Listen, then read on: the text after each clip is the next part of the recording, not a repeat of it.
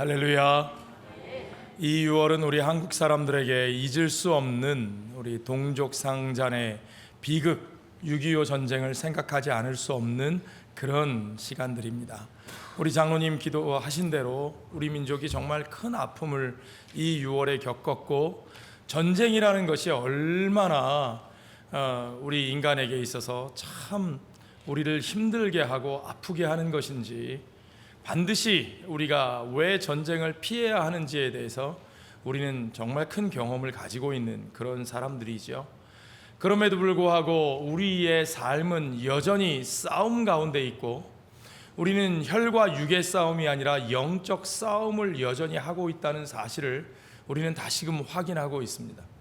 오히려 더 큰 전쟁의 비극을 막기 위해서, 우리의 삶의 비극을 막고 하나님께서 계획하신 대로, 하나님께서 목적하시는 대로 우리의 삶에 그 하나님의 온전하신 창조와 구원의 역사가 이루어질 수 있도록 하나님 나라로 부르심을 받은 우리들이 이 삶의 자리에서 영적인 싸움을 싸우고 있다는 사실을 우리는 기억해야 합니다.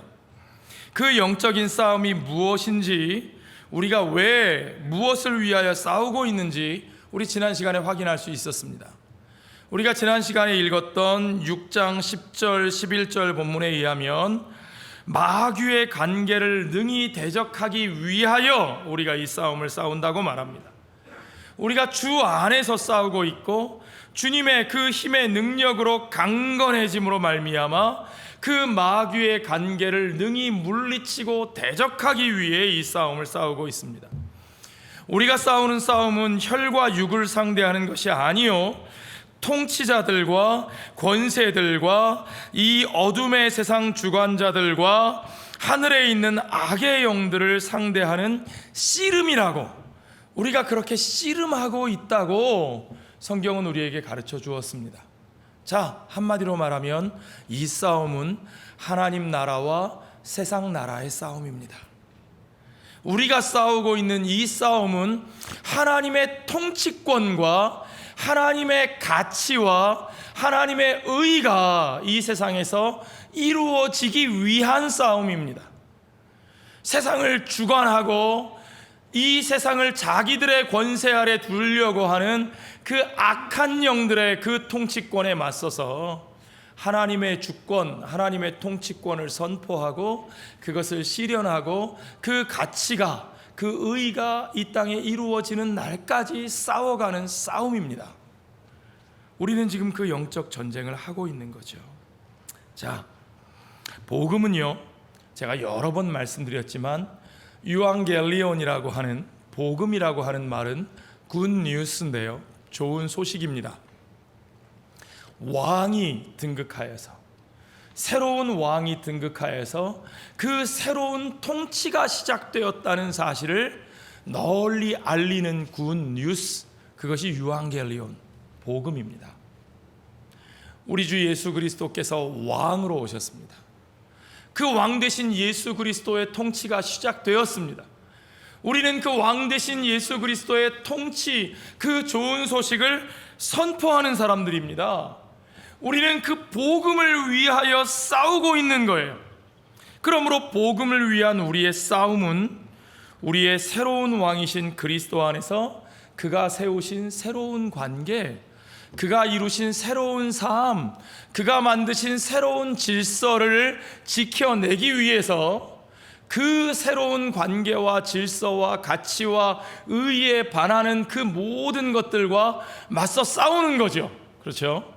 그래서 복음을 전하는 사람, 하나님 나라의 복음을 증거하는 사람은 싸우는 사람일 수밖에 없습니다. 우리가 그 영적인 싸움 안에 있던 거죠.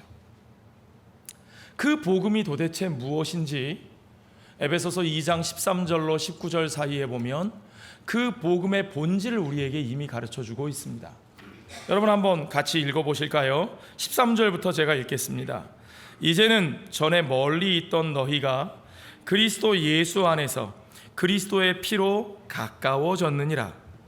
그는 우리의 화평이신지라 둘로 하나를 만드사 원수된 것 곧 중간에 막힌 담을 자기 육체로 허시고 법조문으로 된 계명의 율법을 폐하셨으니 이는 이 둘로 자기 안에서 한 새 사람을 지어 화평하게 하시고 또 십자가로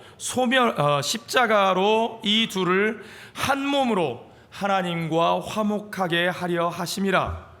원수된 것을 십자가로 소멸하시고 또 오셔서 먼 데 있는 너희에게 평안을 전하시고 가까운 데 있는 자들에게 평안을 전하셨으니 이는 그로 말미암아 우리 둘이 한 성령 안에서 아버지께 나아감을 얻게 하려 하심이라.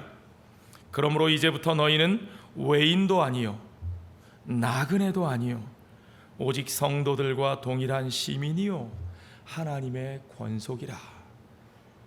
이것이 그리스도의 복음의 본질입니다.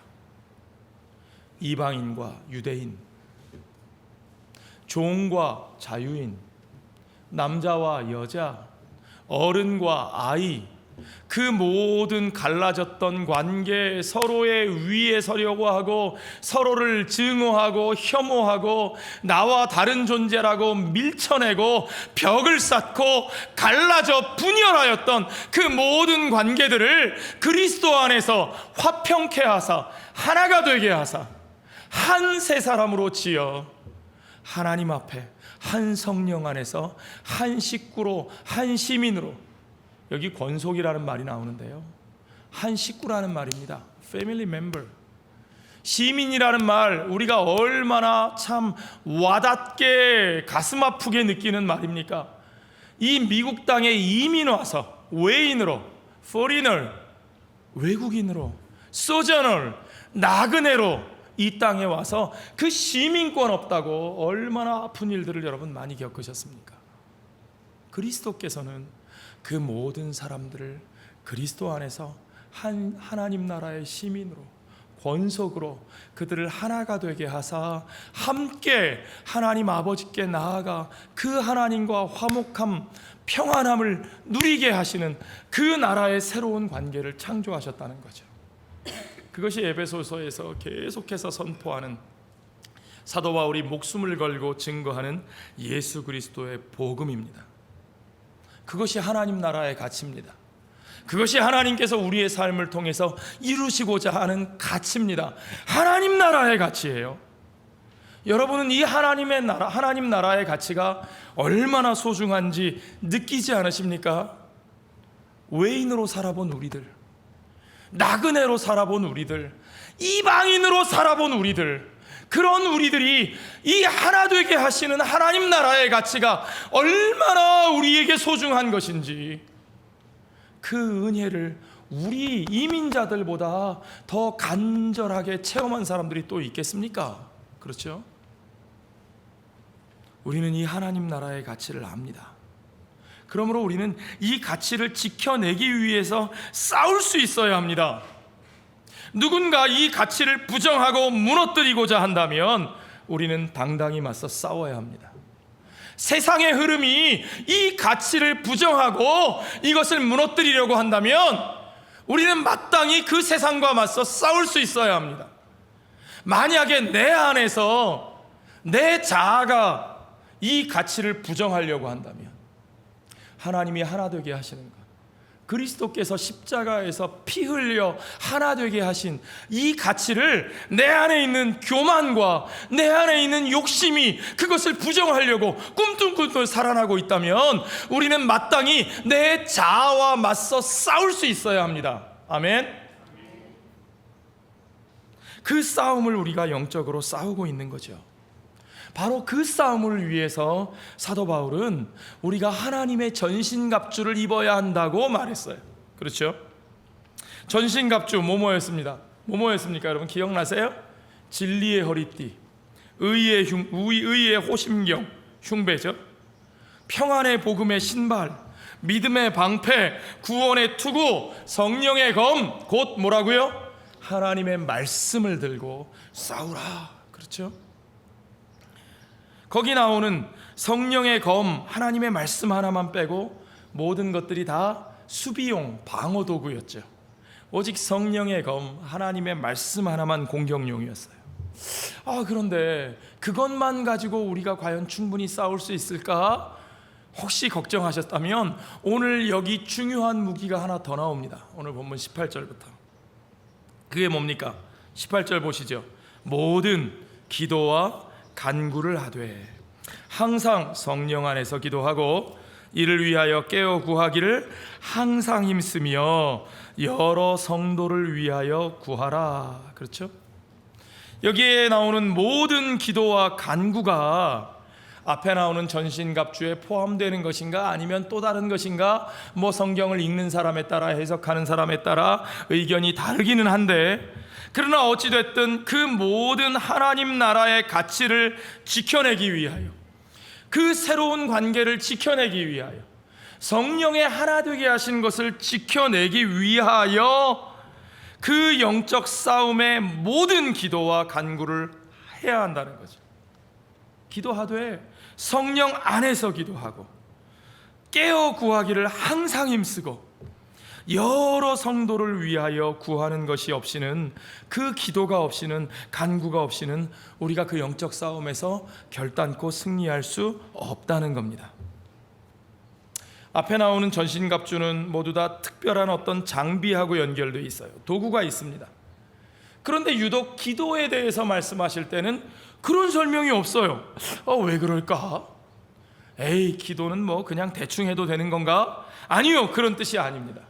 저는 오히려 여기서 어떤 도구와 장비를 말씀하지 않고 있는 것이 더 특별한 의미가 있다고 생각해요.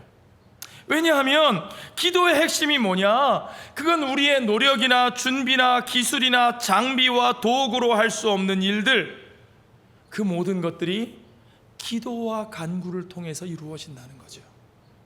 그렇습니다. 그게 기도의 본질이에요.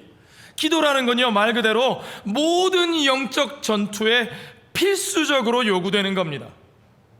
하나님의 전신갑주, full armor of God, 그 모든 것들로 무장하는 것은 사실은 어떤 장비를 눈에 보이게 갖춘다고 되는 게 아니죠. 그 자체가 하나님을 의뢰한다는 뜻입니다. 기도는 그런 거예요. 내가 하나님을 의지합니다. 하나님을 신뢰합니다.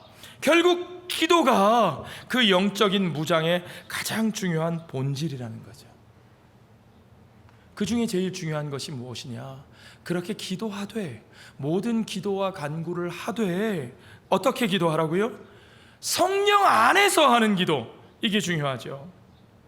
우리의 기도는 처음부터, 동기부여에서부터 그 기도하는 모든 능력의 근원이 성령이시라는 거예요. 우리는 성령 안에서 기도하고, 성령을 따라 기도하고, 성령으로 말미암아 기도하고, 성령이 이끄시는 목표를 위해 기도하는 거예요. 그래서 마치 하나님의 말씀이 성령의 검인 것처럼, 그렇죠? 나의 칼이 아니에요. 내 칼을 휘두르는 게 아니에요. 하나님의 말씀이 성령의 검인 것처럼 우리의 기도도 역시 성령 안에서 하는 기도여야 하는 것을 여러분 믿으시기 바랍니다. 기도는 내 힘으로 하는 거 아닙니다. 기도는 내 지식으로 하는 것도 아니에요. 기도는 어떤 분들이 얘기하는 것처럼 무슨 내 영역이 세서, 내 영성이 좋아서, 내 영빨이 잘 나가서 하는 거 아니에요. 어떤 분들은 기도한다고 하면서 자기 자신의 영적 교만에 빠집니다. 내가 이렇게 기도의 능력이 있으니까 당신들 나 따라와, 나한테 의지하면 돼. 내가 아니요, 여러분. 성령 안에서라는 말은 어떤 눈에 보이는 특별한 신비한 은사를 추구하는 것이 아니라 내 모든 것을 내려놓고, 내 손에 쥐고 있는 것을 내려놓고, 내가 붙들고 자랑하던 것을 내려놓고 오직 하나님만 의지하고 그가 공급하시는 힘과 능력으로 그의 뜻을 구하며 기도하는 것을 성령 안에서 기도한다고 말씀하신다는 사실을 여러분 분명히 아셔야 합니다. 그렇게 하나님만 의지하고 신뢰하면서 그의 방법과 그의 길과 그의 가치와 그의 목적만을 붙드는 것이 성령 안에서 기도하는 거예요. 그러니까 기도하다 보면 성령께서 깨닫게 하십니다. 내가 구하던 것이 그것이 하나님의 뜻에 합한 것이 아니었구나. 그럼 어떻게 해야 돼요? 성령 안에서 기도하는 사람은 성령께 순종합니다. 내 것을 내려놓고 하나님의 것을 구하는 거예요. 하나님의 목적을 따르는 거예요. 하나님의 방식에 순종하는 거예요.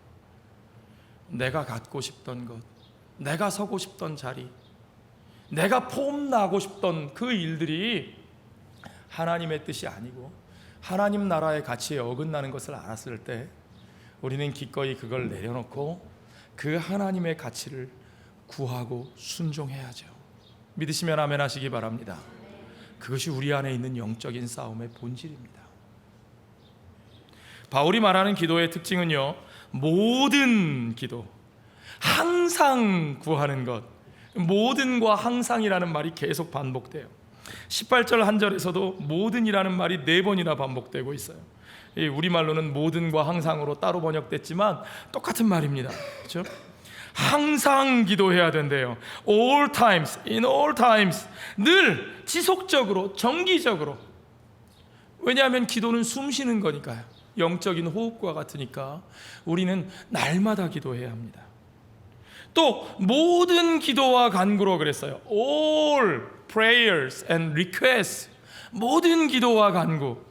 우리의 기도의 모습에 다양한 방식이 있죠. 어떤 사람은 크게 통성으로 기도하기도 하고, 어떤 사람은 조용히 소근소근 기도하기도 하고, 어떤 사람은 깊이 입 꾹 다물고 묵상 기도하고 싶고, 어떤 사람은 오랫동안 앉아 있어야 기도가 되고, 어떤 사람은 부지런히 움직이면서도 잠깐씩 전보 기도라 그러죠. 띠딕 하나님께 전보 치는 것처럼, 하나님 지켜주세요, 하나님 도와주세요, 그렇게 순간순간 기도하기도 하고, 여러 가지 기도의 방식이 있지만 그 모든 기도가 항상 우리에게 인내 가운데서, with all perseverance, 모든 인내 가운데서 우리 안에 늘 이루어져야 된다는 거죠.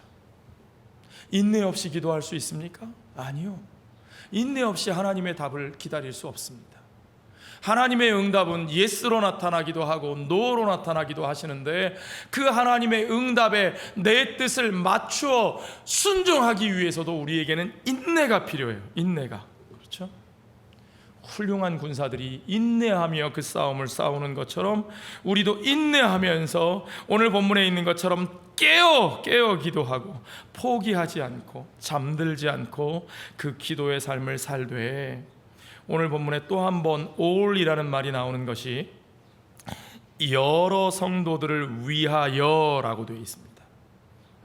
여러 성도들을 위하여 구하라. 저는 이 번역이 좀 많이 아쉬운데요, 우리말 성경에 여러 성도라고 번역했어요. 그러니까 우리는 어떻게 생각하기가 쉽냐 하면, 내가 기도하는 사람 꽤 여러 명 있지. 내 남편, 아내, 내 아이들, 우리 식구, 우리 구역 식구, 내가 좋아하는 어떤 장로님, 어떤 권사님, 어떤 집사님, 그렇죠? 꽤 여러 명 되죠? 그러니까 나는 성경적으로 기도하는 거야. 그럴까요? 아니요. 오늘 본문의 말씀은 그저 여러 사람, 꽤 여러 사람 내가 기도하지, 내가 꽤 여러 명 내 마음에 담고 있지, 그런 뜻이 아닙니다.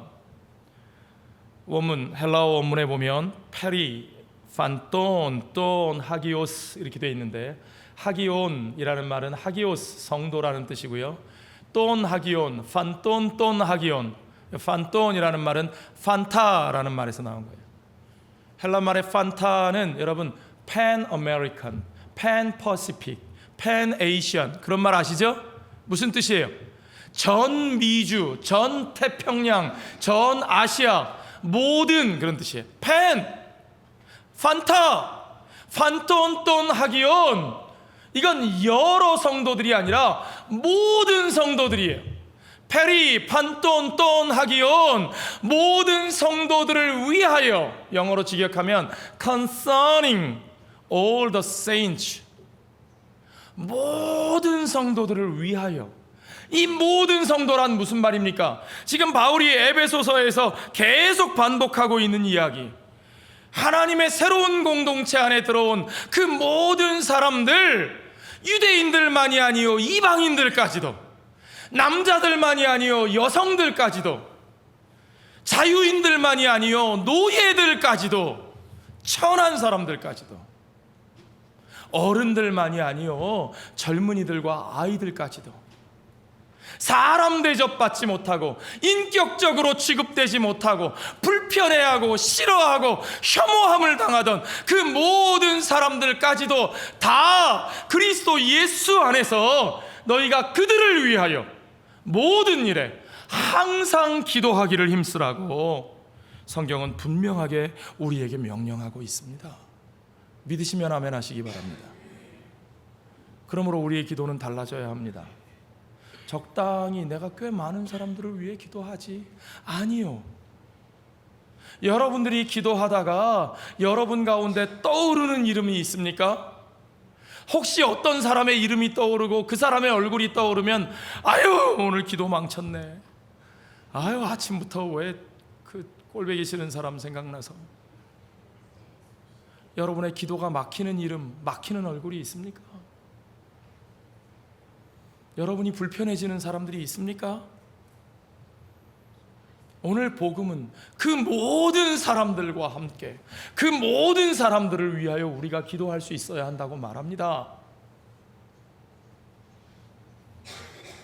모든 그리스도인들이 모든 일에 모두를 위하여 모든 기도로 영적인 싸움을 싸워야 합니다. 그런데 우리는 대부분의 예수 믿는 사람들이 sometimes, 때때로 기도하고 그저 약간의 기도를 some prayers and some requests. 존 스토트 목사님은 이렇게 표현했어요. In some degree of, 약간의 힘을 들여서 그저 조금 힘써서 하나님의 백성 가운데 그저 일부를 위하여 꽤 여러 사람, 내 마음에 드는, 내 마음에 있는 어떤 사람들을 위해서 기도하고 있다는 거죠. 대부분의 그리스도인들이 그렇게 기도합니다. 이 모든 일들 가운데서 some이라고 되어 있는 것을 all로 바꾸어 놓아야 합니다. 그래야 우리는 복음적으로 기도하고 복음을 위하여 기도하고 복음을 위하여 싸우며 사는 사람이 될 겁니다. 아멘. 우리의 기도를 키우고 넓혀야 합니다.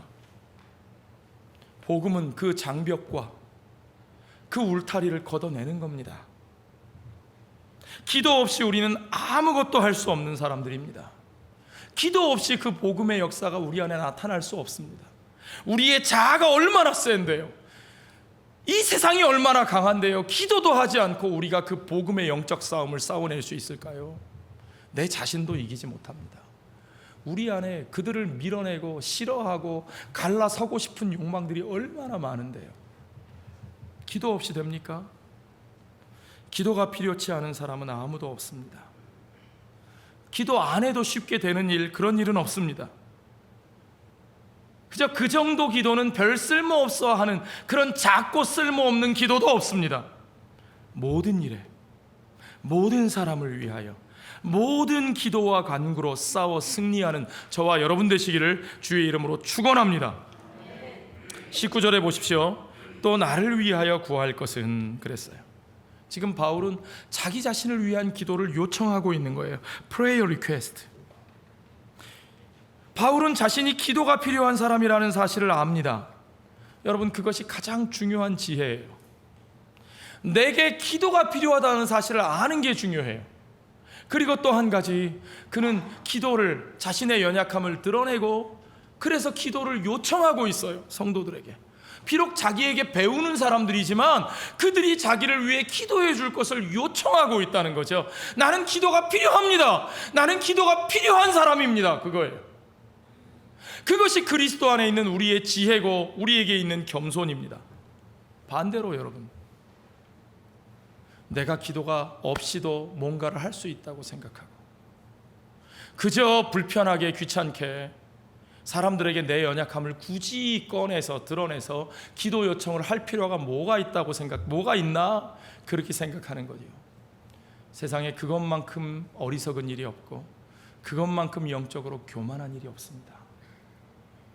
우리는 기도해야 하는 사람이라는 사실을 알아야 되고 우리에게 기도가 필요하다는 사실을 알아야 하고, 그리고 기꺼이 우리의 연약함과 그 기도 제목을 사람들 앞에 내어놓을 수 있을 만큼 영적으로 겸손해야 합니다. 바울은 자신을 위한 기도가 그저 자신의 안위를 위한 것이 아니라고 말해요. 여러분, 우리가 구역 예배 때 우리 소그룹에서 우리 기도 제목 나누라 그러면 맨날 똑같은 기도 하시는 분들이 있죠. 똑같은 기도 제목 내놓습니다. 아유, 맨날 똑같죠. 뭐 그냥 건강, 그저 우리 가족들 건강하게 해주시고, 그저 우리 비즈니스 잘 되게 해주시고, 물론 그것도 중요한 기도 제목이긴 합니다. 그 다음에 뭐라 그러시냐면, 아유, 맨날 똑같은데 뭘 맨날 똑같은 기도 제목을 일일이 나눕니까? 내놓으라고 말합니까? 왜 그 기도 제목이 맨날 그냥 거기서 머물까요, 여러분?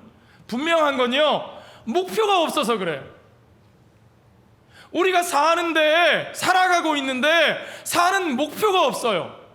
목숨 걸고 추구하는 가치가 없어요. 그러니까 기도 제목도 맨날 거기서 머무는 거예요. 목적이 없고 가치가 없으니까 그냥 뭐 아픈 데 없고 사업 잘 되면 되는 거죠. 그게 다인 줄 아는 거죠. 바울의 삶은 그렇지 않았습니다. 그에게는 목적이 있었어요. 목적이 분명했어요. 그가 추구하는 가치가 있었어요. 내게 말씀을 주사 나로 입을 열어 복음의 비밀을 담대히 알리게 하옵소서. 복음의 비밀을 담대히 알리게 하옵소서. 그렇죠? 그 비밀을 담대히 알리기 위하여, 두려움 없이 전하기 위하여. 아마 그도 두려움이 있었나 봐요. 그도 완전한 사람이 아니었어요. 연약한 사람이었어요. 그 목표를, 그 가치를 위해서 살아가는데 두려움이 없는 게 아니라 두려움이 있으니까, 그러니까 성도들에게 기도 요청을 할 수밖에 없는 거죠. 나를 위해 기도해달라. 당신들의 기도가 필요하다. 내가 그것을 위해 살아야 되는데, 내가 잊어버릴 수가 없는데, 이 목표와 가치를 내가 포기할 수 없는데, 그런데 나에게 두려움이 있다. 나에게 연약함이 있다. 그러니까 내게는 당신들의 기도가 꼭 필요하다. 그 기도 제목을 나누지 않을 수가 없는 거죠. 그 복음의 비밀이 도대체 뭘까요? 바울이 그렇게 담대히 전하고 싶은 복음의 비밀이 뭡니까? 에베소서 3장으로 가보면요, 4절에서 바울은 그 비밀을 이야기합니다. 내가 그리스도의 비밀을 깨달은 것을 너희가 알 수 있으리라. 자기가 그 비밀을 깨달았대요. 5절에 보면 그 비밀의 내용이 나옵니다. 이는 이방인들이 복음으로 말미암아 그리스도 예수 안에서 함께 상속자가 되고, 함께 지체가 되고, 함께 약속에 참여하는 자가 됨이라. 그것이 복음의 비밀이래요. 예수님 안에서 이방인이 유대인과 함께 그렇게 불편하고 서로 달라서 불편하고 정죄하고 혐오하고 떨어지고 싶었던, 가까이 하기 싫었던 그들이 예수 안에서 함께 하나님의 나라를 물려받는 상속자가 되고, 함께 지체가 되고, 이 말은 한 몸이 되었다는 뜻이에요. One body. 그들이 우리와 한 몸이 되고, 그들이 함께 약속에, 이 약속은 아브라함에게 주신 언약이에요.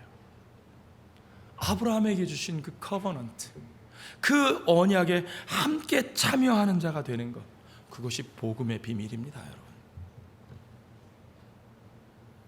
이 복음의 비밀이 유대인들에게 환영받았을까요?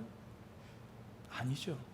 자기들만 그것을 상속받고, 자기들만 그 지체이고, 자기들만 그 언약에 참여하는 자라 생각하던 사람들에게, 자기들이 혐오하던 저 사람들도 우리와 함께 그 상속에, 그 지체로 함께 그 약속에 참여하는 자다라고 선포하는 바울의 이 복음의 비밀, 바울은 이걸 위해 목숨을 걸었어요.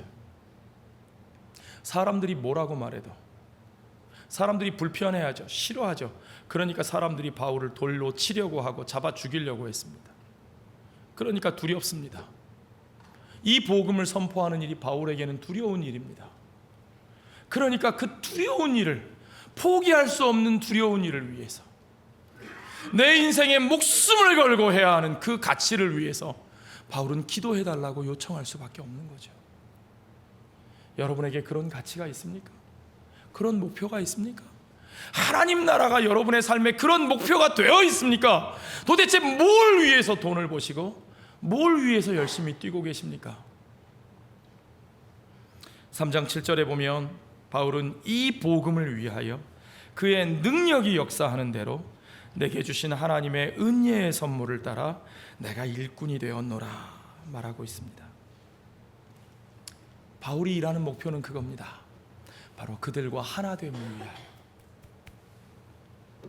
이게 에베소서의 주제예요, 여러분. 그들과 하나 됨을 위하여. 그것이 부활하신 예수님이 다메섹 도상에서 바울을 친히 찾아오셔서 바울에게 맡기신 평생의 복음의 사명입니다. 미션이에요, 미션. 이게 그의 미션이에요. 바울은 이 일을 위해서 담대하게 두려움 없이 아무것도 감추지 않고 아무것도 빼놓지 않고, 그죠? 우리는 적당히 좀 불편해할 만한 것은 빼놓고 말하는 데 익숙한데 바울은 빼놓지 않고 꺼리낌 없이 솔직하고 명백한 그 복음을 모든 사람들 앞에서 선포하는 삶을 살기 위해서. 그러니까 얼마나 두려워요. 자신이 얼마나 약해요. 그러니까 바울은 오늘도 그들에게 간절하게 나를 위해 기도해 달라고 호소합니다. 내가 연약한데 그 사명은 결코 포기할 수 없는 것이기 때문에 당신들은 나를 위해 기도해 달라. 저도 여러분들에게 늘 말씀드릴 수밖에 없습니다. 제 자신이 얼마나 연약한 줄 제가 알고 여러분이 아는데 이 막중한 하나님 나라의 복음의 사명을 받았기에 저를 위해 기도해 주십시오. 기도해 주십시오. 저는 날마다 제 삶을 감추지 않고 저의 연약함을 여러분 앞에 드러내고 그렇기 때문에 여러분이 기도해 주셔야 된다고 호소할 수밖에 없습니다. 여러분의 삶도 마찬가지죠. 여러분, 그 지혜를 가지십시오. 그 겸손한 삶의 태도를 가지십시오. 우리는 기도해야 합니다. 우리에게는 서로의 기도가 필요합니다. 20절을 보시죠. 이 일을 위하여 내가 쇠사슬에 매인 사신이 된 것은 나로 이 일에 당연히 할 말을 담대히 하게 하려 하심이라. 바울은 자신이 쇠사슬에 매인 사신이 되었다 그렇게 말하고 있어요. An ambassador in chains. 쇠사슬에 매인 사신. 3장 1절에서는 이렇게 표현합니다. 이러므로 그리스도 예수의 일로 너희 이방인을 위하여 갇힌 자 된 나 바울이. 자기 자신이 갇혔어요. 감옥에 갇혔어요. 무엇을 위해서요? 바울이 무엇을 위해 감옥에 갇혔을까요? 물론 복음을 위해서. 복음 전하다가 잡혀갔으니까 복음을 위한 것이고, 그 복음 전하는 일은 주님이 맡기신 사명이니까 주님을 위한 것이고, 그리고 오늘 본문에 뭐라 그랬어요? 3장 1절에 너희 이방인을 위하여. 그렇죠? 바울은 이방인들을 위하여 갇혔어요. 그러니까 바울은 복음을 위해서, 주님을 위해서, 그리고 이방인들을 위해서 갇힌 바 된 겁니다. 이게 세 가지인 것 같지만 사실은 다르지 않습니다. 하나의 목표예요. 복음을 위하여, 주님을 위하여, 이방인들을 위하여. 이것이 하나님 나라의 한 가지 가치라는 거죠. 이 세 가지가 서로 다르지 않습니다. 그러니까 우리가 복음을 믿는다고 말하면서, 우리가 주님을 위한다고 말하면서, 그러면서 이방인들을 불편해하고 미워하고 혐오하고 밀어내고 벽을 쌓고 울타리를 치는 것이 옳은 일인가? 그것이 가능한 일인가? 아니요, 그건 그럴 수 없는 일이에요. 그건 결코 복음의 가치와 주님을 위한 것과 함께 할 수 없는 일입니다. 바울이 전파한 복음은 그리스도가 세우신 새로운 공동체에 이방인들이 함께 한다는 것이고, 그리고 그것이 주님이 바울에게 맡기신 사명입니다. 그래서 그것을 온전히 전함으로써, 선포함으로써 그는 복음 자체와 그것을 그에게 계시하신 주님과 그 축복을 받은 이방인들에게 끝까지 신실하게 충성하는 거죠. 거기서 벗어나지 않습니다. 그 세 가지 가치를 위한 삶에서 그는 벗어나지 않습니다. 그걸 위해서 그는 자신의 자유를 희생하는 겁니다. 그것을 위해서, 이 일을 위하여 쇠사슬에 매인 사신이 된 겁니다. 아멘. 그게 아니면 바울은 쇠사슬에 매일 이유가 없어요. 유대인 중에 유대인이고 잘나디 잘난 로마의 시민이고, 그 사람이 왜 쇠사슬에 매이겠어요? 그럴 이유가 없어요. 쇠사슬에 매인 사신, 앰베서더, 대사를 생각해 보십시오. 전령, 헤럴드 생각해 보십시오. 얼마나 답답하고 안타까워요, 여러분. 날개가 잘린 독수리를 보셨습니까? 창공의 제왕인 독수리가 날아올라야 되는데 날개가 잘려 있어요. 사막 한가운데 있는 멋진 군함을 보셨습니까? 저 대양을 누려야 되는 전함이 사막 한가운데, 사하라 사막 한가운데서 옴짝달싹 못하고 있다고 생각해 보십시오. 우리 한국 사람들은 그 장면 잘 알죠. 휴전선 비무장지대 안에, DMZ 안에 있는 철만은 달리고 싶다, 그렇죠? 녹슬어서 북쪽으로 가지 못하는 그 기차, 그 모습. 지금은 길은 뚫렸는데, 철길은 연결했는데 기차가 운행을 못하고 있죠, 아직도. 그 장면을 생각해 보십시오. 그리고 바울의 모습을 상상해 보십시오. 왕의 그 명령을 들고, 왕의 그 메시지를 들고 온 땅을 누비면서 그걸 전해야 되는데, 그것이 왕의 사자가 해야 될 일인데 쇠사슬에 매여 있어요. 착고에 채여 있어요. 야구 선수가, 여러분 생각해 보세요. 제 야구를 좋아하니까, 홈런을 탁 쳤는데 홈런만 쳤다고 점수가 나고 경기가 끝나나요? 아니에요. 야구에서는요, 홈런이 아무리 공이 담장을 넘어가도 달려나가서 1루, 2루, 3루를 찍고 홈베이스로 들어와야 점수가 나고, 그래야 경기가 끝나는 거예요. 그렇죠? 홈런은 쳤는데, 우리 주님이 홈런은 치셨는데 이미, 그리고 이제 그 홈런의 메시지를 1루, 2루, 3루 찍고 돌아와서 그걸 온 땅에 전해서 그 안에서 승리를 누리며 살게 하라고, 그 승리의 소식을 전하게 하셨는데 이 야구 선수가 달려나가질 못한다고 생각해 보십시오. 홈베이스에 발이 묶여 있다고 생각해 보십시오. 바울은 지금 바로 그와 같은 심정으로 말하는 거예요. 내가 바로 그 왕의 복음을 전해야 될 사자인데, 전령인데 쇠사슬에 매여 있다. 여러분에게 그 안타까움이 느껴지십니까? 그런데요, 여러분, 놀라운 것은요, 그렇게 쇠사슬에 매인 사슬된 바울이면서도 그가 여기서 무기력하게 한탄하고 있지 않아요. 내가 빨리 이 쇠사슬을 벗어나야 되는데 이 쇠사슬 때문에 아무 일도 못하고 있다, 그렇게 말하고 있지 않아요. 오늘 본문에 어떻게 돼 있어요, 여러분? 뭐라고 돼 있습니까? 보십시오. 20절을 보세요. 이 일을 위하여 내가 쇠사슬에 매인 사신이 된 것은 나로 이 일에 당연히 할 말을 담대하게 하려 하심이라. 이 일을 위하여 내가 쇠사슬에 매였대요. 참 기가 막히죠? 이 일을 하려고 하는데 내가 쇠사슬에 매여서 일을 못하고 있다, 이렇게 하는 것이 아니라, 이 일을 위하여 내가 쇠사슬에 매인 사신이 되었다. 내 발로 뛰어다니지 못하지만 나는 여전히 그리스도의 사신이다. 아멘. 무엇을 통해서요? 무엇을 통해서? 어떻게 그 일이 가능합니까? 저는 바울이 말한 기도와 간구가 바로 이것을 위한 것이라고 믿습니다. 바울은 지금 자신과 마음을 함께하는 성도들의 기도와 간구를 통해서, 비록 자신은 쇠사슬에 매여 있으나 그러나 그 성도들의 기도와 간구의 그 역사를 통해서 이 하나님 나라의 일이 이루어질 것을 확신하고 있는 겁니다. 하나님은 비록 그에게 쇠사슬에 매인 사신이 되게 하셨으나 자신의 두 발로가 아니라 하나님 나라 복음 그 자체의 능력으로, 성도들의 기도와 간구로 그 모든 역사가 분명히 이루어질 것을 믿고 있습니다. 여러분에게도 이 믿음이 있습니까? 독수리는 날개가 잘려도 날려고 하고, 전함은 사막 한가운데 있어도 바다로 나아가기를 원합니다. 철 많은 휴전선이 막혀 있어도 달리고 싶은 겁니다. 우리가 보기에는 그것이 불가능해 보이지만, 그러나 쇠사슬의 메인 바울을 통하여 그 역사를 이루신 것이 우리 하나님이신 것을 여러분 보십니까?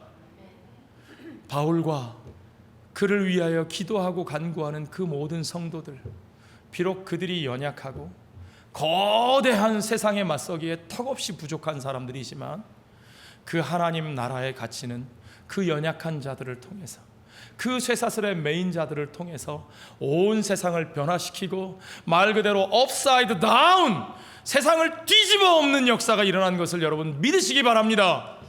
오늘 우리들의 삶을 통해서도 그 일이 일어날 겁니다. 우리가 하나님 나라의 가치에 충성하기만 하면, 우리가 성령 안에서 기도하기만 하면, 연약한 우리들을 통해서 주의 성령께서 그 복음의 가치를 이루실 줄로 믿습니다. 문제는 우리가 그 복음의 가치에 정말 헌신하고 있느냐 하는 거죠. 우리가 그 복음의 가치를 받아들이고 있느냐 하는 거죠. 뭘 위해서 살아가고 있습니까? 그 복음의 가치, 그 방향을 위해서 여러분이 서십시오. 성령 안에 머무십시오. 그 안에서 항상 기도하고, 모든 일에 기도하고, 모든 사람을 품고 기도하고, 그 모든 기도와 간구로 행하십시오. 그 하나님 나라의 가치가 반드시 저와 여러분의 삶을 통하여 역사하실 줄로 믿습니다. 기도하겠습니다. 아버지 하나님, 감사합니다. 우리의 삶이 무엇을 위해서 살고 있습니까? 우리가 무엇을 위해서 건강을 구하고 물질을 구하고 있습니까? 그 모든 것이 하나님 나라의 가치를 위하여, 그 나라의 의를 위하여, 우리 주 예수 그리스도께서 피 흘려 하나 되게 하신 그 복음을 위하여 쓰임받게 하여 주시옵소서. 우리가 구하고 있는 모든 것이 그 하나님 나라의 가치와 의를 향하게 하여 주시고, 우리가 성령 안에서 구할 때, 우리가 성령 안에서 기도와 간구로 구할 때 그 일이 이루어지는 것을 믿게 하여 주시옵소서. 비록 우리의 발이 쇠사슬에 묶인 바 된 것 같을지라도, 우리가 날개 꺾인 독수리와 같고 사막의 배와 같고 우리가 달리지 못하는 기차와 같을지라도, 우리가 오직 주의 성령 안에서 주의 능력을 구하며 주의 나라를 위하여 함께 기도하며, 함께 기도로 도우며, 함께 기도의 제목을 나누며 우리가 그 길을 위하여 함께 걸어갈 때, 사도 바울을 쓰신 하나님, 초대교회 공동체를 쓰신 하나님께서 오늘 우리의 삶을 쓰시고 우리들의 교회 공동체를 쓰실 줄로 믿습니다. 그 하나님 나라를 위한 삶이 되게 하시고, 그 하나님 나라를 위한 공동체로 우리가 쓰임받게 하여 주시옵소서. 모든 것을 주께 감사드리며 예수님 거룩하신 이름 받들어 기도하옵나이다. 아멘.